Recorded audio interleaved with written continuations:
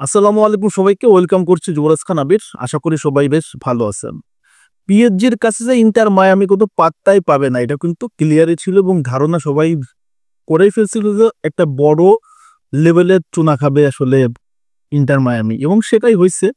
PSG মূলত first হাফে গেমটা শেষ করে ফেলছে।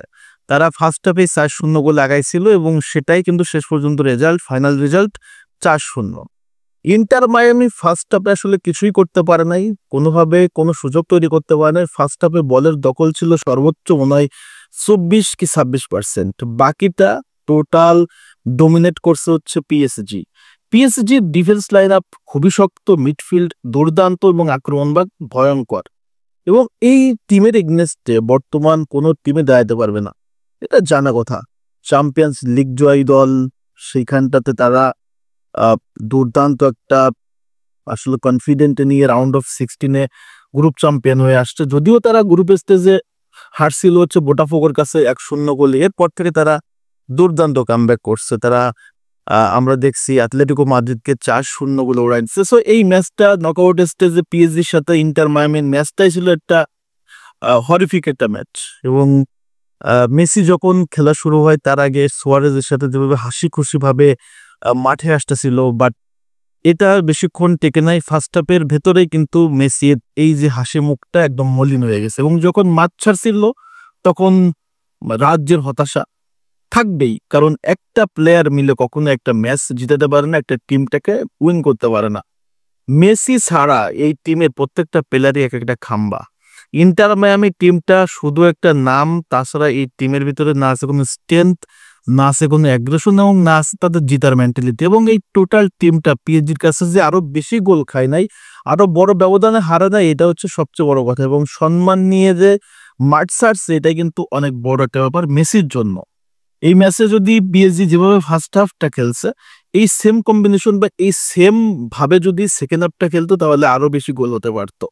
তবে ফার্স্ট হাফে ইন্টার মায়ামি খুব একটা সুযোগ না পেলেও সেকেন্ড হাফে তারা কিন্তু প্রচুর সুযোগ তৈরি করছে। এবং ফার্স্ট হাফে একটা ওয়ান টার্গেট শট ছিল না ইন্টার মায়ামি, সেকেন্ড হাফে 3টা ওয়ান টার্গেট শট করছে, 7টা মতো তার শট করছে। এবং শেষ সময় তারা মোটামুটি ঝলক দেখাইছে লিওনেল মেসি তার জায়গা থেকে সর্বোচ্চ ট্রাই করছে। তাছাড়া খুব একটা কোনো প্লেয়ারকে ওইভাবে জ্বলে উঠতেও দেখি নাই বা দলের রেসপন্সিবিলিটি নিয়েও দেখি নাই যে না জিততে হবে ম্যাচটা বা একটা গোল করতে হবে, 2টা গোল পরিশোধ করতে হবে।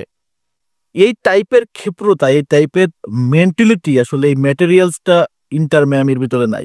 অনলি মাত্র মেসি ছাড়া কারোর ভিতরে এই মেন্টালিটি বা এই এলিমেন্টসটা নাই, যার কারণে আসলে পিএসজির সাথে মেসির এই দলটা 4-0 গোলে একটা বড় ব্যবধান হেরে গেছে। ঘরের মাঠ, ঘরের মাঠ বলতে আমেরিকার মাঠ, অর্থাৎ ইন্টার মায়ামির দেশেরই মাঠ, এবং সেই মাঠে তারা হেরে গেল। এবং দর্শকরাও জানতো যে এই ম্যাচটা এমনই হবে, একটা এক পেশো ম্যাচ হবে এবং পিএসজি এক পেশো ম্যাচ করেই ম্যাচটা জিতে ফেললো। এবং পিএসজি 3 নম্বর দল হিসেবে রাউন্ড অফ 16 থেকে কোয়ার্টার ফাইনাল চলে গেল। কংগ্রেচুলেশন পিএসজি, ডিফেন্ডিং তারা হচ্ছে উয়েফা চ্যাম্পিয়ন লিগ জয়ী দল। তবে পিএসজি কে অবশ্যই এই জায়গাটা ক্রেডিট দিতে হয়, তারা গ্রুপ স্টেজে পোর্তোর মতো দলকে আউট করে আসছে, এটা তারা অবশ্যই প্রশংসার দাবি রাখে। তবে নকআউট স্টেজে এই ম্যাচটাতে তাদের কাছ থেকে আরো ভালো অন্তত কিছু টার্গেট করছিল। আপনার হচ্ছে দর্শকরা যে অন্তত পিএসজি কে একটু হলেও থ্রেট তৈরি করবে, বাট সেই থ্রেটটা তৈরি করতে পারে নাই। সো ম্যাচটা শেষ, ইন্টার মায়ামি 4-0 গোলে বিশাল বড় ব্যবধানে হেরে গেল। এটা হচ্ছে ম্যাচের মূল রেজাল্ট। এই ম্যাচ নিয়ে আপনাদের মতামতটা কি? আপনাদের রেজাল্টটা কি পক্ষে আসছে কিনা, নাকি রেজাল্টটা আসলে ভিন্ন হতে পারতো? অবশ্যই কমেন্টস করে জানাই দিবেন। ধন্যবাদ সবাইকে, আসসালামু আলাইকুম।